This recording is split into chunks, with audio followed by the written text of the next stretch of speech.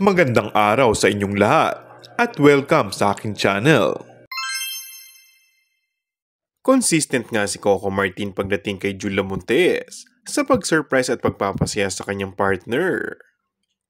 Kahapon sa kaarawan ng aktres ay sinorpresa nito si Julia kasama ang ilan sa mga kaibigan at malalapit sa aktres. Sa video na in-upload, makikitang naiyak si Julia na pumasok ito sa isang restaurant kung saan naghihintay ang malaking bouquet na bulaklak na dala-dala ni Coco.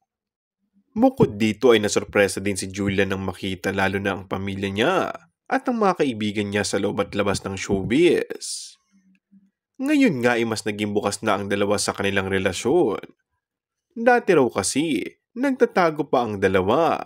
Bihirang makita na magkasama sa mga gala sa iba't ibang lugar, di gaya ngayon. Masaya ang Coco Jules fans na pwede na silang makitang magkasama sa labas at nakikita na rin ng maraming tao. Pwede na rin silang mag-holding hands at mag-travel ng walang itinatago, lalo na sa publiko.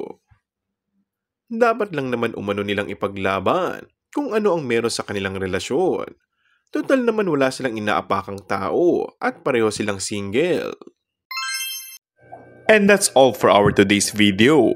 Kung bago ka lang sa aking channel ay mag-subscribe at pindutin na rin ang notification bell. Maraming salamat!